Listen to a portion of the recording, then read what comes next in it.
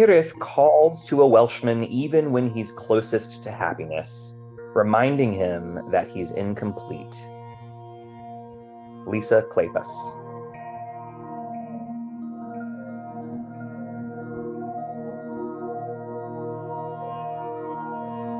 Bending Not Breaking, The Dragon Pod, Reflections.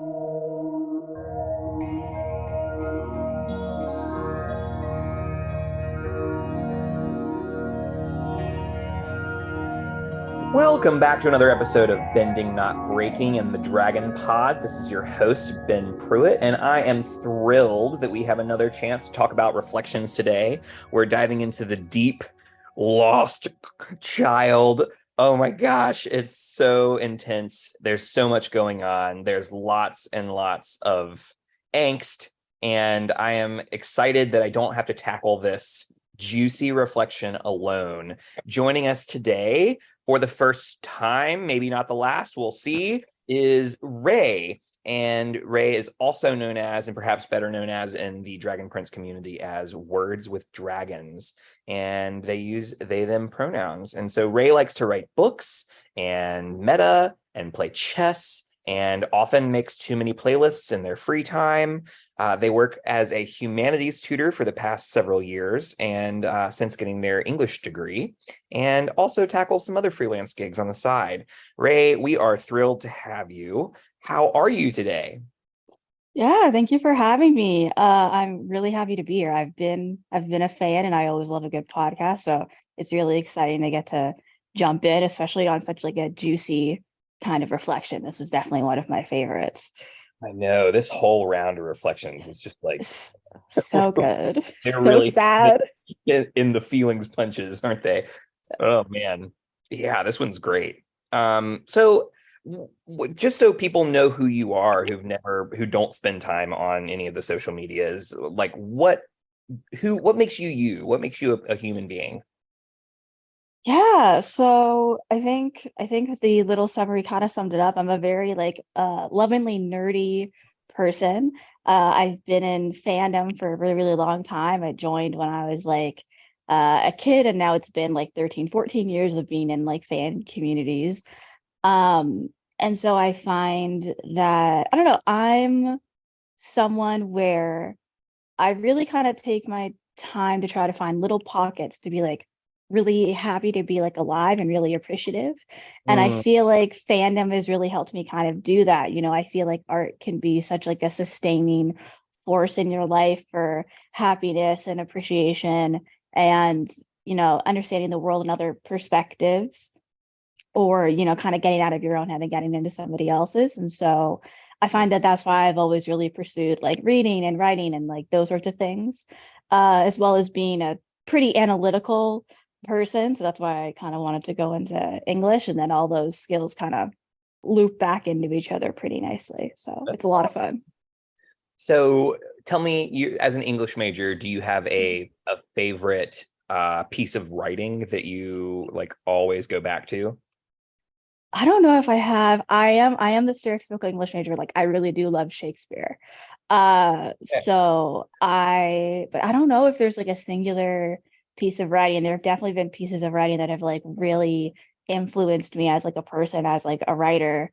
So like I grew up as like a big Percy Jackson fan, Oh yeah. obviously Avatar Last Airbender, which I Oh yeah. think was what, I was so obsessed with it. I kind of just reverse taught myself literary theory in some ways because there's just Oh so cool. much in that show. So as a small little autistic kid, I was like, oh, the framing, the parallels. All the things. Yeah. And then I don't know, I really love three books that I read in high school that I really, really adored were uh The Kite Runner by Khaled Hosseini, The Book Thief by Marcus Zuzak, and The Song of Achilles by Madeline Miller. So those are three really good, really different books, but like just so incredibly well written, and their prose and description I was like the heart of it. So I would say that I think about those books and will probably think about them for the rest of my life.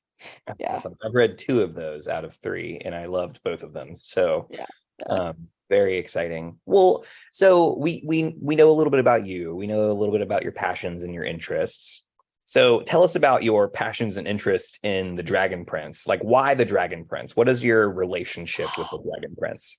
I have a very long relationship with the Dragon Prince. I joined the fandom before the show came out. So it was Woo! like July 2018 or something. I made a side blog. I think at first it was Crown Dragon Prince and then Rayla's Wife. And then I settled on Raylum with two A's, which is probably the platform that people maybe know me on the most. Yeah, Because obviously I grew up as like a massive Avatar fan. So all I kind of needed was that Ernie House is making yeah. a new, and I love secondary world fantasy. I love high fantasy. So the fact that I was like, it's elves and it's dragons. And then I've also been a really big fan of Justin Richmond's work because I have an older brother, and so he played the Uncharted series growing up. So like I'd sit in the room and watch him play, and they're really fun, like exploration, like story-driven games. And so I was like, these two people that I both think are really like cool and really fun storytellers are coming together to make something that already kind of seems in my interest. So I was hoping, because sometimes you love a show, but you're not really like inspired to like write or create for it to the same degree. Absolutely. Yeah. But I was really hoping, because my past couple of fandoms had kind of let me down in their storytelling. And also I don't think it was intentional, but some of the way that they were treating some of their characters were like in racist or like ableist ways. And they were also my favorite characters. So that, you know, so coming into the Dragon Prince, it was a very kind of like healing experience to me in the Mhm. ways that I'm like, this is clearly a story where like they really care about all of their characters. There's a lot of like setup and payoff. Like season one was like very, very well structured, even though there was really like so much kind of beyond the horizon. Yeah. So it's been a really fulfilling show for me. And it's been a really fun, gosh, I guess almost thought over 5 years almost or close to it Yeah. now. So weathered the hiatus, which I think really let me dive even deeper into all the characters. So in retrospect, I was already kind of like, I'm fine with the hiatus. Like it is what it is. I'd rather take time than people overwork themselves. But looking back, I'm like, I think that really let me dig deeper into the show. I don't know I would have done without it. So I am very like grateful for it. It's also funny because I'm very much someone where like I have some really specific tropes that I love. Like I love fight scenes in the rain like so much, but that they don't happen that often because it's really hard to animate. So I Yeah. remember watching season one and being like, oh, so excited. And then the very first fight scene is a It fight scene sure in the rain. is. And I That's was what like, I I feel like, and I clocked, like, I saw like the back of Rila's head, I think on like the like Soul Regum poster. uh Was like, I feel like she's going to be the favorite. Like, I just had like a gut feeling, and she is. So, but So it it's sounds been like really fun, really rewarding. Yeah. amazing. Wow. So that's quite a history. And it sounds like you've spent a lot of time kind of watching and rewatching the show. Probably Um, too much time. Yeah, no, I get it, believe me. So now that kind of gives us a really nice jumping off point to talk about this reflection. Mhm. But before we do, we have to kind of center ourselves in this lens that you chose. And so you've chosen a word that I'm not too familiar with, and I'd love to kind of kick it off to you and help me understand like what is it, but also like how did you come up with this? What brought this to mind when you were reading this reflection? Yeah, I'm probably going to mispronounce it myself because it is a Welsh word. It's Hirith, I believe. And it's this word that I think I had come across on Tumblr like a few years ago. You know, people will share words or like concepts and stuff like that. And so this is one that I came across of that idea of like you're longing for something that, especially like your home, but you're longing for something that is either like not actually ever going to be tangible for you again, if it ever truly existed at all. And so I think that The Dragon Prince is a show to me, and this is like Avatar and The Dragon Prince are similar in some ways, but I find where they most kind of align is in their like what they choose to explore thematically. And so Mhm. one thing that I was thinking a lot after season three aired is how obsessed Avatar and The Dragon Prince are with like this theme of like exile. So like the humans are obviously like they're exiled, and then you have kind of like, you know, Erebos, his banishment kind of reminded me of like ghosting, and obviously like Viren cannot go back to Katalis even if he wanted to, like post or pre-resurrection. But I was really interested in the idea that like everybody else kind of gets to go home more or less, like, Soren, Calum, and Ozone, they all get to kind of go home, not to what they remember. So there's that like loss there, but Yeah. there's still some form of like they get to go home. And I was really interested at first in how Rayla and Claudia, like Claudia is very much more of an antagonistic character, and Rayla is very much more of a protagonist, but they're both not allowed to go home at the end of season 3. Like Claudia loses, and that's what she loses, and Rayla wins, but she doesn't get everything back. And so I was really interested in that kind of sort of, I guess, like interplay Yeah. of not being able to go home and what that looks like physically and what that kind of looks for like emotionally. So I was really excited when this story was so much kind of about Claudia being a lost child in Yeah. just about every way. So I thought that it would be a good lens and a little bit sadder than just longing for something, you Yeah, know. and I think it's putting its finger on a little bit more specificity, right? Because it's not just Mm, longing, as you're saying. It is longing for, and I read a few definitions in preparation for this. It's longing for mhm. not just this idea of home, but longing for what is no longer attainable. Yeah. And like, and I think that is a really tough, because it's this yearning mixed with grief is Hmm. is like if I were to like what two words am I combining in order to get this right, is it feels like longing and grief, that like this dissonance that I'll never get it and yet I want it anyway and I miss it. Hmm. um so I'm excited to kind of touch on all of the ways that this kind of brings that up for you and for me. Yeah. Um, so let's do it. Let's dive in. Like, what is a moment in this reflection that brought this up for you? Um, One of the ones that really stood out to me, I do have the story open, so I'll probably be scrolling a little bit.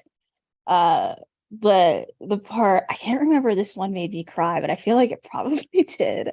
But I think one of the moments that got to me is when Claudia is at the river and she's kind of reflecting on the fact that like how much she's been abandoned. I always say that her and Callum's abandonment issues are like holding hands because they're very much people who are struggling with that. Um, and so when she says like Erebus left me too, like dad and Soren, and she can't finish and actually say the word mom. And this is, I think, the first time we've ever seen Lissa in any like official sort of capacity. And she's really a character in a lot of ways thus far who has only kind of existed in show to Claudia. Like she's the only character we've seen, you know, talk about her and talk about what that means.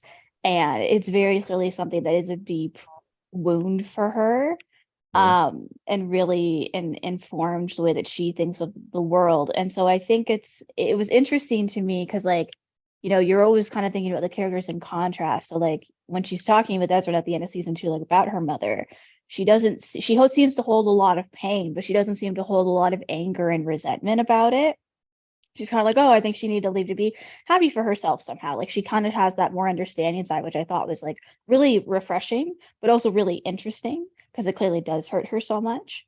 And so I Yeah, thought it was interesting then coming here where I don't know whether it's because of like what she's been through now or kind of like where she is in her life and like also losing Soren, that sort of thing.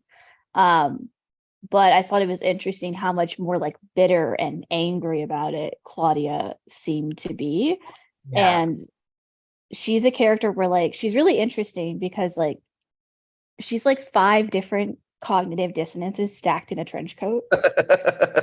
And one of the things that's always really interesting to me is her hatred of having to make choices. I mean, like, oh, I can choose to be passive, I can choose an action, and not Yeah, recognizing that that's also a choice, specifically because she's like, she's like, don't make me choose Soren, like, not again. And it's like, you didn't choose the first time. Your mom told you what to do. Yep. But like, but even though that's what like happened in reality, that's not emotionally how it feels. So I always really like exploring those gaps with Claudia as a character. And I thought this story showcased all of that so Yeah. incredibly well. I agree. I'm thinking about this, and the thing that bubbles up for me is the conversation over the past several years culturally in the United States, specifically around returning to normal, Yeah. and this idea that we can return to how it used to be because that was better. Yeah. And one, better for who? Like there's a lot of Yeah. questions around that. Like, was it actually better, or is this just your rosy colored glasses? Yeah. And I'm wondering how much of that is coming into play here of Claudia. I want to go back to when everything was Hmm. easy, and like this idea of returning to her past, returning to when she had her mom with her, feels like a similar thought process to, I just want to return to normal. I just want it to be Hmm. here. And it's like it's a lament, right? And so like I just want it to not be this hard is another way of saying Yeah. it, right? And I think that this longing for what we can no longer have, or longing for what we cannot have, Hmm. is in tandem with this feeling of our lives that we used to hold on to, that sustained us as those were the good times. Yeah. And I'm really getting a sense of that. And so I'm hoping that as we continue, we'll learn what are the tools that work and what are the tools that make things worse. Because I think we see both in this story. Hmm. It's so intense. And I think I appreciate your comment about Lissa too, how she is a character that is limited to Claudia's experience, Hmm. because you like it would be very odd that Lissa is not a part of Viren's like thought process, and yet we don't get it from that perspective, or Soren's, and yet we don't get it from that perspective. We get it from Claudia. Hmm. Yeah. And I think what it shows us is that she is longing for her in a way that is different than Yeah. anyone else. Yeah, one line that really stood out to me, and again, like pinged my Rayla Claudia as foils brain, as parallels. But even just kind of how um I feel like for Claudia, part of her longing for her mother is, and even just, like even if she could go back, would you be able to exist in that past without holding anger, knowing what the future will be, right? Like even if you could go back, so again, like there's no, Dragon Prince is really good at talking about how like a lot of times, especially with traumatic experiences, like there is no going back. Like you just have to be somebody new, whatever that means and however difficult that is. And I think for Claudia in particular, when she wants to go back with her mom, it's that I feel like she thinks, and part of this is like when you're a child, ideally, like you do have less responsibility, right? Yeah. And so she says, um, it's up to me again. She thought it's always up to me. Yeah. And I think we can kind of see that even in season one of like one thing that I noticed was like Claudia doesn't actually talk about her own like negative feelings very much, like almost at all in the show. And I didn't notice at first. And then I was kind of thinking about, I'm like, yeah, the only person we've really seen her like personally open up to is Ezrin in that scene. Like she never really leans on Soren.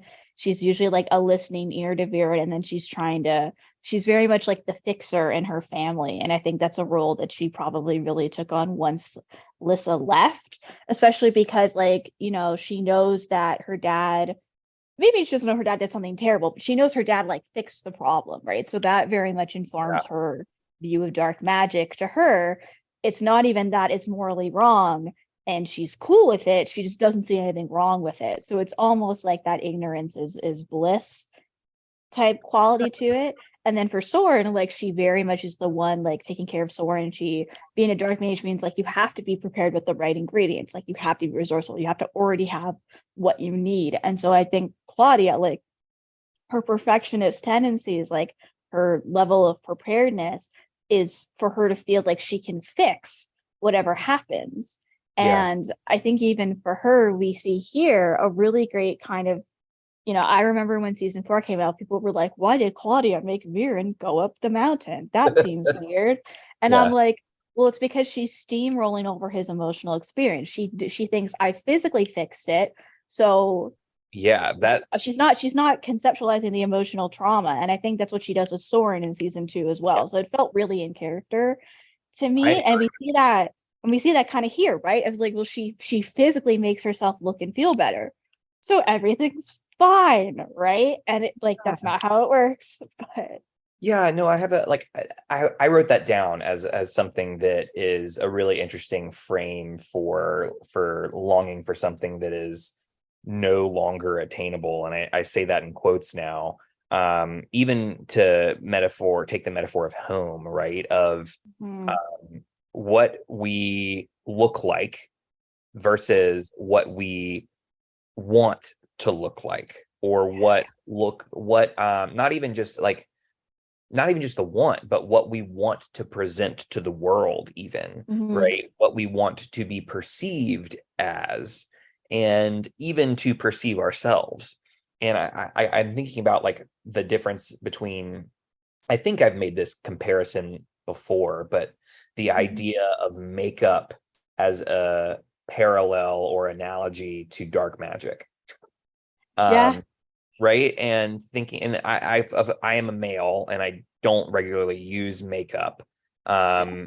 to state my internal or perhaps external biases that might be coming into play here, but Mhm. I think that using makeup as a way to, this is who I want to be in the world, and I'm going to use my resources, my time, my energy, my money to Mm, craft how I want to present to the world.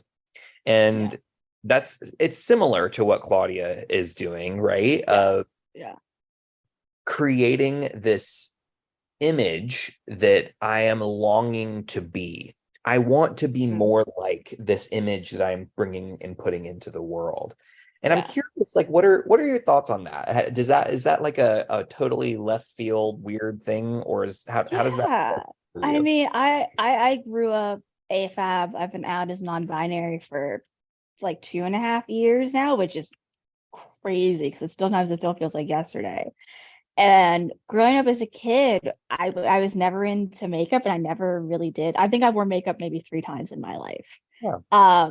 And so, but I definitely can see elements of that in terms of the idea of like gender performance and Hmm. even just um, you know, the kind of like masks that we wear Yep. and kind of I think it's also very true because Claudia is very much someone where like she really cares how she's perceived and how her actions are perceived. Like I Uh, think she's very much someone who is still attached to the idea that like she's a good person. So like, going to steal things from the dragon from the storm spire is like, oh, and the dragon's like, oh, it's a sign that we're on this like righteous and like good path. And like, yeah. Erebos and Terry are like the exceptions to her elf rule, right? Which I think is interesting here that she's like, oh, it's all on me. And like Terry's right over there, like Yep. helping her, but she can't see it. Like she's very someone her and Viren are very much more like they don't see clearly.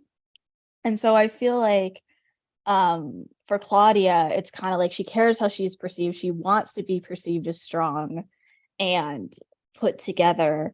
And, you know, I think that's why she clings so hard to this idea that she's a good person. Like I'm always going to be going back to the rail parallels, but I think I'm always struck as how like when she comes home in season 3, she's also punished and she gets thrown in the dungeon, but she's like going to be given a chance to explain and like she doesn't actually end up being punished. And she mandates like the whole way through that like we didn't do anything wrong. Like we're fine. Like we're not guilty. Meanwhile, like Rayla comes home like the episode like after or something, and is like brutally punished with no explanation. And she gets indignant at first, like, how could you do this to me? And then immediately slides into like, oh well, they're right, and I am this awful, and I do Yeah. deserve this. So I'm always, I feel like, because the Claudia, someone, yeah, I think she just cares how she's perceived. She has this like smug kind of streak to her, which isn't like a bad thing. It's actually kind of refreshing, like a female character. But she's very much someone, where she's like, oh dad, like if you need anything else when we're out on our mission, like just let me know. Like she's very Yeah. confident. And I feel like it's interesting that like her confidence is clearly rattled at this point in the story, like by the time we get to this reflection, but she's still maintaining that I can do whatever it is that I need to do. And I think it's that very much like when you're a kid, you have a lot of like optimism of like, there's this comedian Taylor Tomlinson who has this one bit that I really enjoy where she's like, when you're a kid and you give yourself a pep talk in the mirror, you're like, I'm great, I'm the best. And then when you're an adult, you look at yourself in the mirror, you're like, you're gonna do this because what other choice do you have? And I feel like that's very much like Claudia, where it's kind of like, what other option does she really feel like she has? Like what other choice does she have, right? And she doesn't want to have any other choices, and she doesn't want to make a choice. It's like this is her one path. Yeah. I think the thing that comes up for me, and again, I won't linger too long on this, but this idea, like I truly believe that using makeup can be an incredibly empowering and important experience. And Mhm. I also believe that it can be a tactic to avoid Yes. uh, what we would be better off not avoiding. Yeah. Yeah. And I think this is true for Viren too, right? Like it's Mhm. especially like I think we did talk about this. That was the episode we talked about this, was we talked about with Jason Simpson Yeah. was a guest, and the lens was beauty, and I forget what season that Mhm. was, but we were talking about this, and it was one of those things where I don't want to place judgment on makeup itself nor dark magic itself, but Mhm. rather how and why it's being used, and Yeah. how we are to use it for things for our own personal gain that are Mhm. potentially morally compromising. Yeah. And so I just, perhaps what that is telling me in terms of this lens is that the longing for the unattainable can, without discernment, lead to making choices that are sketch. Yes. To Yeah. I point. feel like, yeah, one of the things that I see sometimes in the fandom, and like this story is also very much about dark magic, and like one of the Yeah. reasons it's my favorite is like I have a very strong affinity for Sir Sprocklepuff. And it's purely Ah, because my favorite character in the Lord of the Rings trilogy, which I tried to read it and I couldn't get into it. So one day eventually, but I have seen the movies, is Gollum. And so the fact that Sir Sprocklepuff is like, I know. And so um I wrote a one shot about Sir Sparklepuff and I made everyone cry, so I felt really good about it. Because he is a little existential like horror story, just walking around in like a toddler's body. Um, and so, but for Claudia, I always feel like I feel like sometimes people can get caught up really heavily on like the logistics of like, well, dark magic could be used for this. And what if we, grow a specific set of plants to be used for harvesting? Or like, we only yeah, take items with right. consent. And like, you can kind of jump through all those hoops if you want to. Like that's its own Yeah, meritable form of like world building and like whatever. But I think it kind of ignores like the thematic purpose of dark magic is just to explore kind of like what people are willing to do to feel in control, to fix yes, problems, right? In terms of like just kind of that exploration of like power and corruption, and how like dark magic isn't necessarily inherently bad, even though it's transactional, because like a lot of things are transactional. But it is a slippery slope, and Claudia sees it as a mountain to climb because of how it encourages you to dehumanize other people, to Yeah. see them as subhuman, because it's like a sliding scale free for all of like Yeah. what and who are your spell parts, and it's basically whatever you're able to convince yourself should be spell parts. Yeah. And And we talked about I think this with that's Kuno as icky. well. The idea of, I think, especially in this world, Hmm. it's important to differentiate between human and Yeah. person, right? Yes. And, dragons are sentient beings, right? They are fully alive, conscious, able to With make culture and rational languages. decisions. Yeah. They have a full rational world. Elves, full rational world. Mhm. And even these other beings, like these rock golems, have Yeah, able which the to, magma titan looks even. right? And so the question around um, dehumanization is really interesting because, frankly, what this show is calling us to do is to look even further into Hmm. not just it's not just dehumanization, right? It's the Yeah. depersonalization, Yeah. and removing the fact, because I think when we say dehumanization, what it does is it places humans above everything else. Yeah. And I think in this world, especially, that is untrue. I think that is Hmm. also true in reality where we are, but it's one of those things where it's a lot easier to argue in Zadia, in this world Hmm. with all of these fantastic beasts and peoples and groups of Yeah. beings. And I think that um yeah, and what that does, I think, is creates way more complex asking from the Hmm. audience in order to perceive that, right? Because I think, Yeah. any not any child, but like many children will watch the show and be like, they're a person, they're real, they're like, and Yeah. adults are like, yeah, but they're subhuman, and very much are on Viren's side, because like Hmm. Viren is all about human supremacy, Yeah. and so is Claudia, frankly. Yeah. Yeah. But there is that camp, but then there is the camp of, no, we're all people, right? Hmm. And I think that is what we are being called to think about when we watch this show as well, is how do we attribute personhood to Yeah. than just humanity. Yeah. I think that's why I was really intrigued, like, you know, the kind of I'm gonna get on my, can we swear on here? Sure. Okay, I'm gonna get back on my Sir Sparklepuff bullshit. Because one of the reasons I wrote this like one shot basically was because I was really intrigued by the idea of him having a more like kind of like sympathetic role to play, which is why I was really excited when this story came out. And I was like, oh my God, like they're bonding. Yes, because it's this idea, right, of, he is non-human in terms of like, he's a little grown like butterfly man, and he is like mute, which sometimes can unfortunately historically like impact how much we view someone as a person, right?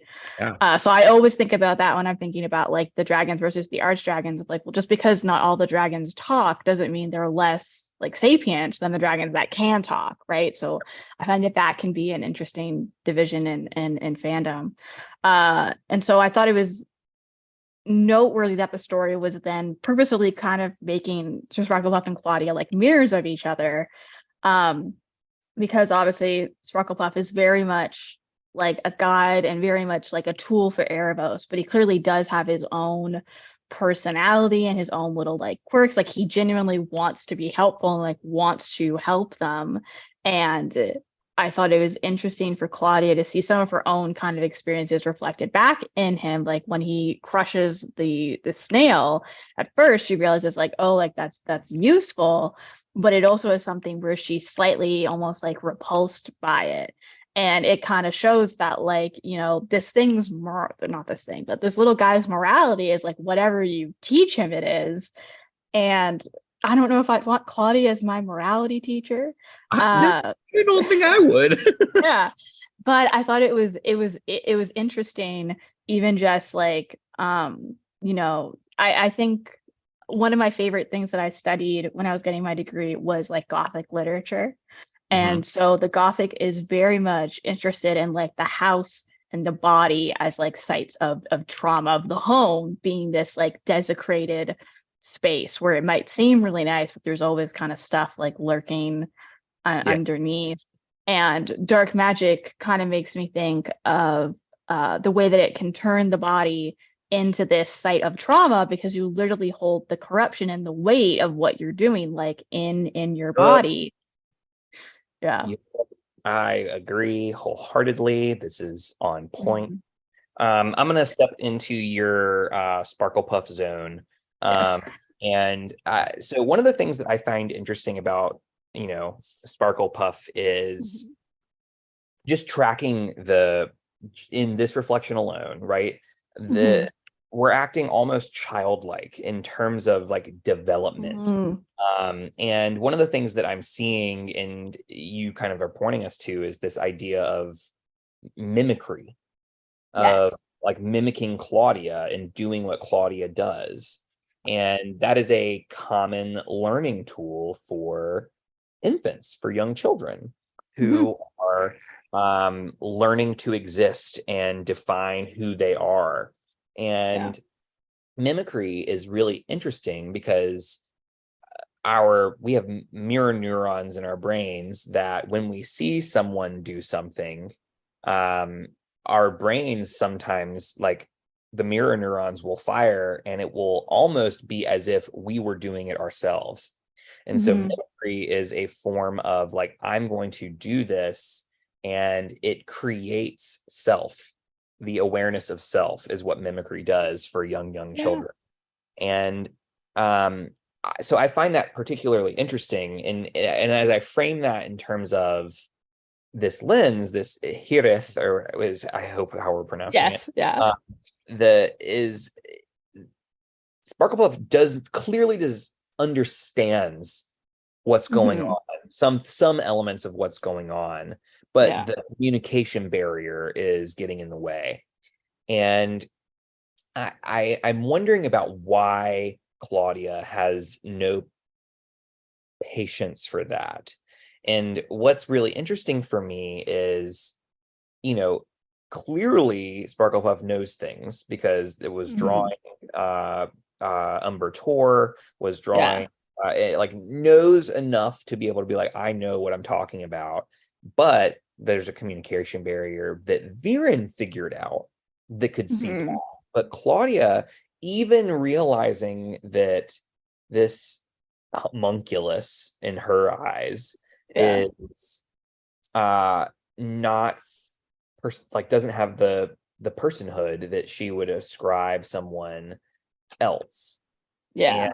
that is kind of limiting her capacity to believe it could communicate something helpful, um Yeah. I in my do. perspective. But yeah, Yeah. please. Yeah. I do think it's interesting because to me, the story was also like, um, on that note of like them being like mirrors of each other, which is obviously like already like really loaded in show, is that, you know, it's kind of like Claudia is someone who doesn't realize that she's replicating the cycle.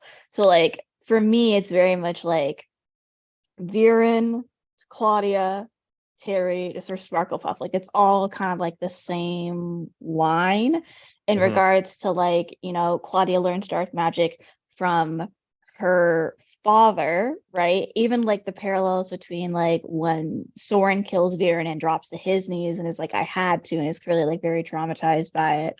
As one of the other reflections kind of goes into in a great way.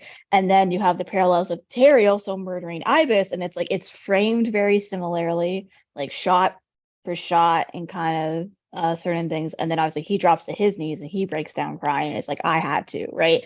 And it's like Claudia not realizing that like if she keeps going on this path, like this will keep happening to the people she loves. Like she will keep pushing people into this cycle of like the wheel that she's turning.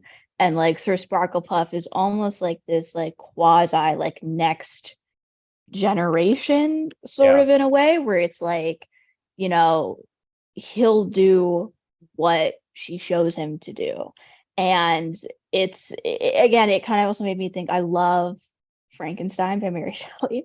And so Mhm. it made me think a lot of Frankenstein, right? Of like when you bring Yeah. life into the world, you know, and this goes for Claudia as Viren and Lissa's daughter, right?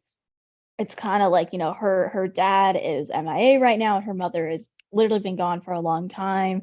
And she has this like not quite parental role, but like a mentorship kind of authoritative role for Sir Sparklepuff.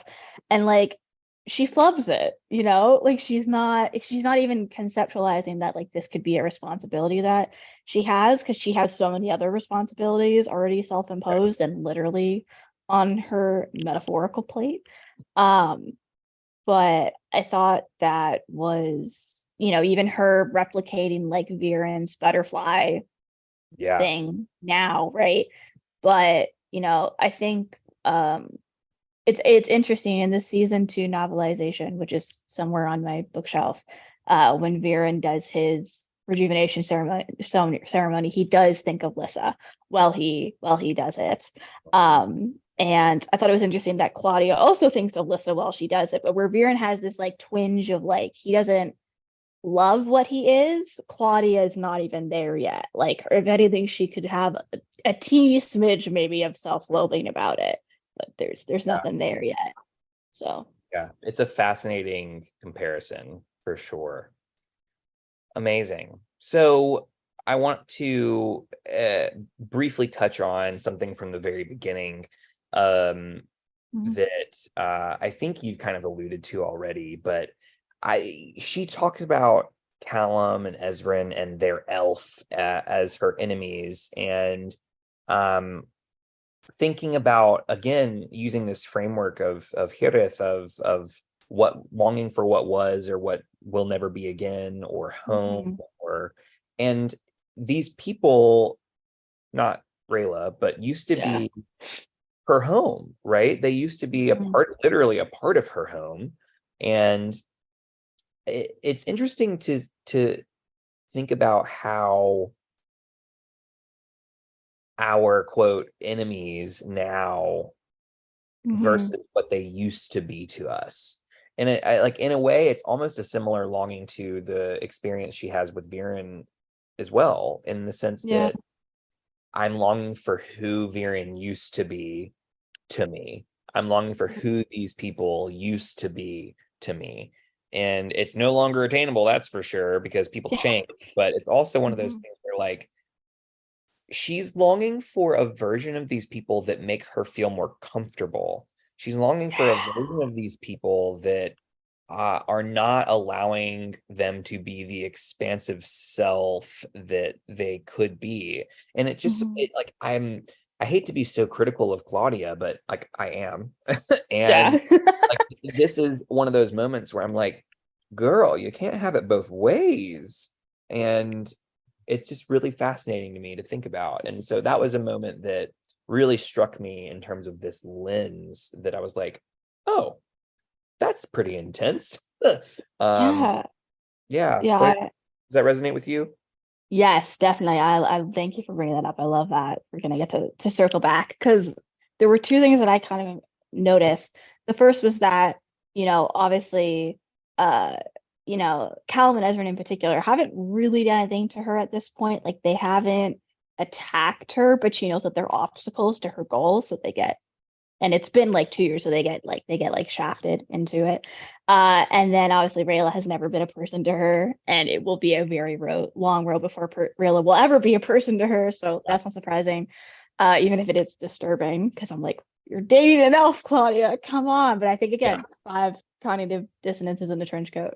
Um, but I did think it was interesting that Sorn isn't listed. So Soren is still set apart. He's not an enemy, even though Yeah. he's on their side.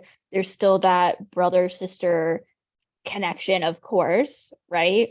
Um, and I'm someone where like I'm very critical of Claudia because I'm like I remember because I've been in the fandom for so long. I remember like coming out of season one, people were like, she's the goofy goth girl and she Yeah. just needs to, and she is. But I was like, I remember even like within the first three episodes, I was like, there's something skewed here. Like the fact that she's the one who thinks of the switching spell, and the fact that she doesn't understand Harrow's discomfort, whereas Viren at least can, even if he doesn't think that it's like the Mm, most important thing. Claudia just again doesn't even have that space to understand why that would be an issue for somebody because she's yeah. so solution goal, this thing is possible. Why shouldn't we do it? Like she's very knowledge for knowledge's sake, I think, which is really interesting. And also is like kind of I think longing is something that is really intrinsic to her because I think dark magic is that of I want more than I have and I'm going to attain it by any means necessary. And I think a lot about for her, but I also have like a lot of sympathy for her Yeah, because it's a very pragmatic Mhm, approach to this of like it can accomplish this for me, therefore why shouldn't I do it? yeah, And it's just it is pragmatic in the sense that it takes zero account for what the repercussions are. yeah. Um, and like that's really tough, right? That's really hard when there's no Mhm. accounting for consequence, right? The only Yeah. consequence is that I'm tired or like and so what is Yeah, and lost? she doesn't even clearly like care enough, right? Like she Yeah. doesn't care if Yeah. she destroys herself either. So it's kind of like I think a lot about her early on in the series is like being a character who's very stagnated. And is also kind of the character in the first three episodes who was dealt like the least amount of life-altering news because like the other three are like discovering the egg or Soren is, trying to protect the king. Like everybody in like Viren obviously is having his own little journey, right? Especially in the first three episodes. And Claudia's just kind of going about her life like confident, like, oh, Callum will always like me and Ezra will always be a friend and I'll always have my brother and my dad. Like, that's not changing because she won't let it change. And like, she knew about the egg and she lies to the king about it. And she never seems to have kind of any like qualms about it because she's so confident that her dad is right. Like, what other possibilities are there? Yeah. Right. Uh, and then, but I also think a lot about like her kind of and I think that's where I was writing an analysis on this like last week actually, so it's kind of funny. But I think that's where a lot of her particular animosity towards Rayla comes from is my life was not perfect, or maybe she's romanticizing it of like everything was fun, everything was good, everything was like exactly the way that it should be. And then this elf came in and the boys find Ruined the everything. egg and I lose the egg, right? My dad was like, this is the most important thing. And then she spends the rest of the show having to try to like make up for losing this thing, right? Um, and like that's kind of the moment that her life started to fall to pieces. Yeah. Like realize consistently the person who is kind of like, everything with the dragon in the rain would have been fine, but Rayla showed up to save it, and then it Uh, snowballs from there, right? So I think, if Claudia can't be wrong, because being wrong, like it's a really hard pill to swallow that you might be wrong, right? Especially when she has sacrificed so much, right? To realize that everything you did was for the wrong reasons, that what it wasn't worth it. Like that is rough, right? And so I feel like for her, it's kind of like if she can't be wrong, like if she literally cannot be wrong because that would just break her, right? And yeah. someone has to be wrong. And the easiest person to blame isn't a person at all because it's an elf. And I think Yeah. like, yeah, The thing that comes up for me is if we're really leaning into this lens, um, it seems like Claudia's definition, parameters for home are so narrow and limited that it is not subject to change. And I Mhm. think that when you are longing for something so specific and narrow, and your home is Mhm. so much hinging upon one element of something, that it boxes you in to Yeah. make decisions about how you will achieve that thing again. And I think what we see from Callum and Ezrin is they're able to make the paradigm shift of, if egg here, elf not bad, right? Then Yeah. Yeah. whereas Claudia is not able to make that shift, and Mhm. despite the evidence that has been given to her, uh, Yeah, like despite having, they right? hear the exact same information. Like Claudia is there like throughout almost the entire conversation they have Yeah, about the egg, and yeah. it like nothing.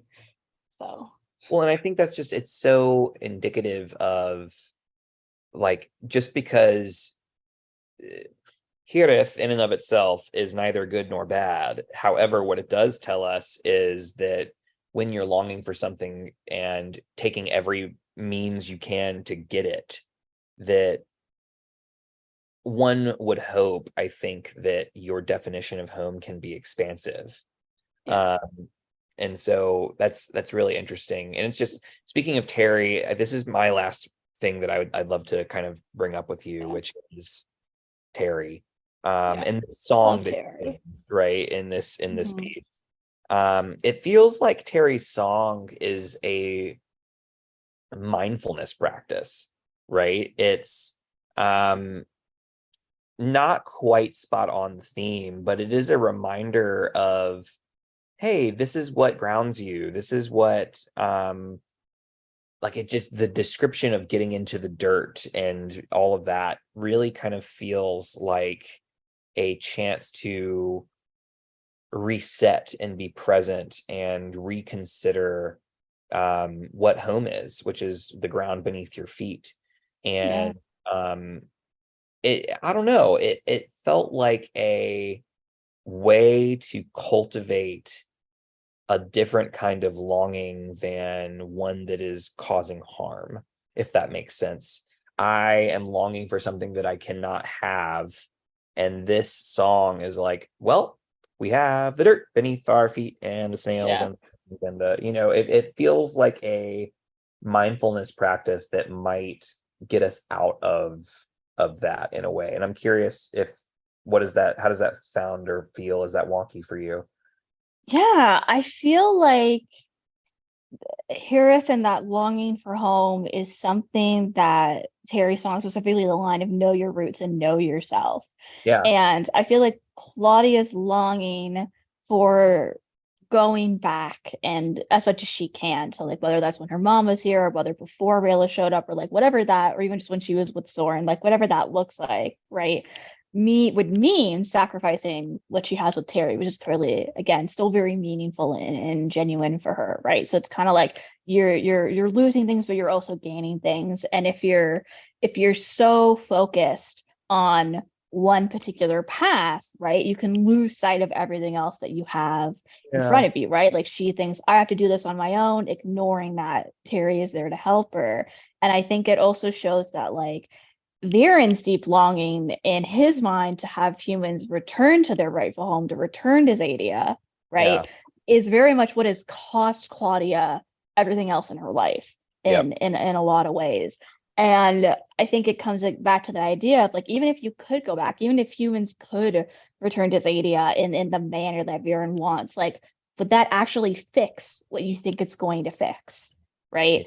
And I find that Terry's idea of, get the mud beneath your fingernails, I thought was interesting because like a paragraph or so later, Claudia washes her face and she says, it was good to feel clean again, which is the opposite of having mud underneath your fingertails. And so, or not fingertails, fingernails. Yeah. And so I think it is an interesting juxtaposition again between like, what are you willing to acknowledge to know yourself, to know where you're coming from, to help then orient like where do you actually want to go. Like I never get, I feel like I get the sense that like on a certain level, yes, this is what Claudia wants, but it's also not what she wants because it's so emotionally distressing. But again, like she feels like she doesn't have any other choice. And if you don't have a choice, how much agency, how much does desire really actually matter if it's not entirely voluntary?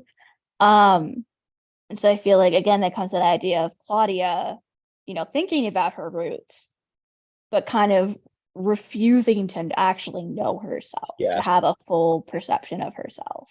Yeah, So I mean the other option, and I think it's specific to Terry as an Earth blood elf, right? But I mhm, think that the other way of perhaps looking at it is not necessarily a juxtaposition, but that what if the water and the earth are uh more similar than they are different in that they are both like elemental physical elements that one can use to become grounded, um yeah. and more metaphorically speaking than literally in Terry's case. But the water on our skin is a refresh, just Mhm. as the dirt beneath Terry's fingernails is a refresh. And um I don't know, there's a an interesting thing that she like feels better and refreshed just as Terry does in that moment. And yeah, those things are different, but also there's a lot of similarity there that I'm seeing too in terms of using these physical elements to bring us back to ourselves in a way. Yeah. Yeah. Um woo, oh man, we took a full several turns around in this. This is great. Yeah. And there's like so much more we could talk about. Alas, I would love to take us to our final segment, which Sounds is good. gratitude. And gratitude's my favorite. So, in this segment, for those of us who might be listening for the first time, this is where we pick a character from our conversation that we are thankful for and tell everybody why. So, Ray, I'll pass it to you. Like, who is a character that you're thankful for and why? I guess I'll cheat a little bit because he is technically mentioned in the story, even if it's just for one line. I'll say that I'm really thankful for Callum. Mm, So yeah, he is someone where I think he has a lot of similarities, I think, to Claudia and to Viren in terms of, his obsessive personality, his deep yep. love of magic, his deep love for like his family and his friends and his willingness to protect them. And I feel like Callum is someone where um he also has an element of Hirith because I don't know. I guess like, you lose your mom young, you never Yep. totally feel at place in the castle. And then you go on this insane journey where you become kind of like an entirely new person in a lot of ways. And then the person who really helped you on that journey is also gone. And I think it's really, but he still manages to be caring and kind, and he knows when to get over himself a little bit. And he's just such an emotionally strong person, and I think that he has the self-awareness that Claudia kind of desperately needs. Yeah. Yeah. So I feel like I have, he's not, because some of Ezrin's gentleness is just like optimism and faith, and we need that. And some of it's being naive. And I feel like Callum is always this very good like middle ground of like he sees the world for what it is, but he can also see what it could be, and he's pretty good at reconciling the two. I love So I think he does a really good job at doing his best to make a home wherever he is, as nurturing as he is, and I'm always grateful for my boy, so I'm gonna say Callum. I love that. Oh, I'm so grateful. Wow. Um, so I am gonna pick a potentially spicy option. Um, Ooh. and I'm gonna be grateful for Lissa. And spicy because I am grateful that she left. And Yeah. I don't think it would have been better. yeah, like not for Claudia or for Soren or for Viren, but probably for her, that was the choice that was best. Mhm. And I don't want to, ascribe, my biases or things along those. Who knows why she left? We don't know. Um, I can make deductions. Yeah. I think that it is incredibly difficult for people, not all people, but for some people to make a choice to leave your children and your family and the comfort of that home that they had likely, and to choose you. And as much as it hurt Claudia, I am glad that Lissa was able to make that choice, and I am assuming that she made the best decision she could with the information she had at the time. Uh, Yeah. I'm somewhere like I don't want kids, yeah. but some of my like I actually be recently became an aunt, so that's very exciting. Um, but like so often we let absentee fathers off the hook and we like demonize mothers for doing anything for themselves. So like I'm like, Lissa, I will defend you on principle just for that. I'm Yeah. like, being a lackluster mother is not the worst thing a person can be. And I do think we do know she loved her kids. She like if they had both said, "Yeah, we want to come with you," she would have taken both of them, right? So I think, you can question the logistics of putting agency in children's hands, but I also think it's good to respect their wit. Like I don't think there was a better option than what they did. Mhm. Sometimes it just doesn't work out the way that you want it to. Yeah. People are complicated. Yes. And I certainly do wish for Claudia that she had gotten to spend more time with her mother. And this is the world, and it sucks. And I don't blame her in the slightest. So Yeah. here we are. So that kind of brings us to the end, which means we have a chance to offer our listeners a chance to find you if you want to be found. If so, what are the ways you'd want anyone listening to be able to find you? Yeah. I'll also do a little bit of a self plug. So I have my own kind of podcast under Rosa Dragons. No spaces, no hyphens, and it is mostly Dragon Prince focused, but I do also talk about like writing and queer stuff and some other cartoon shows once in a while. So if that is your thing, check it out. It's Woo! kind of like this, but it's just me. So eh. And then on Twitter, I'm Words W Dragons. On Tumblr, I'm Raylum with two A's for the Dragon Prince people. Um, and yeah, if you like meta analysis, I'm working on a fantasy series that's kind of inspired by Avatar, where it's like, what if there was more than one Avatar running around, and what if they weren't all good people? Like, how do you know they're always going to be a good person? Yikes. Um, yeah, so it's a lot of fun. So if any of those things sound intriguing, whatever social media platform suits you best, I suppose. Amazing. Awesome. And for everyone else that is still looking for more, you can find us at BNB_pod if you haven't already on all of the socials. We would especially like you to find us on Patreon at BNB_pod. We do monthly live episodes with our patrons.